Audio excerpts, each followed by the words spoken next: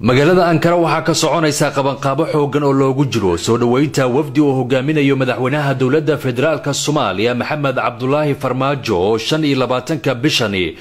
booqasho rasmi ah ku imaan doona dalkan Turkiga sida uu TV-ga Universal u xaqiijiyay qunsulka guud ee safaaradda Soomaaliyeed ee dalkan Turkiga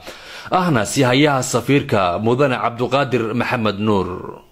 madaxweynaha jamhuuriyadda Soomaaliyeed mudane Maxamed Cabdullaahi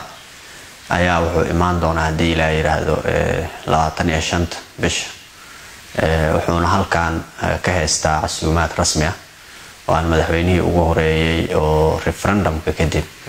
dalkan soo booqda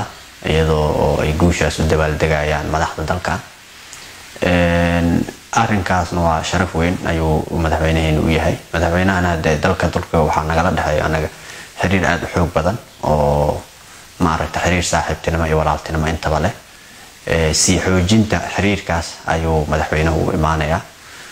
casuumaadana wuxuu ka helay dhigiisa madaxweyne Rajab Tayyip Erdogan ayuu ka helay dhinaca kale madaxweynaha jamhuuriyadda federaalka Soomaaliyeed ayaa lagu marti qaaday inuu furo shirka wasiirada beeraha dalalka Afrika oo ka furmaya magaalada Antalya 27 bishan taasoo dawladda Soomaaliya iyo shacabkeeda sharaf weyn u ah in madaxweynaha dalka uu furo shir heerkiisa uu sareeyo isla markaana ay ka soo qayb galayaan inta badan dalalka Afrika shirka wasiirada beeraha ee Afrika oo ka dhici doona Antalya wuxuu nala joogi doonaa deegaa yiraahdo 3 maalin saddexdaas maalin wuxuu la kulmi doonaa madaxda dalka oo uu sareeyo madaxweyne Erdogan iyo hay'adaha kale ee dawladda sida ra'iisul wasaaraha iyo gudoomiyaha baarlamaanka iyo dhammaan uu qaabili doonaa madaxweynaha intuu ku sugan yahay halkan madaxweynaha jamhuuriyadda federaalka Soomaaliyeed mudane Maxamed Cabdullaahi Farmaajo oo casuumaad rasmi ah ka helay dhigiisa Turkiga Masar Rajab Tayyip Erdogan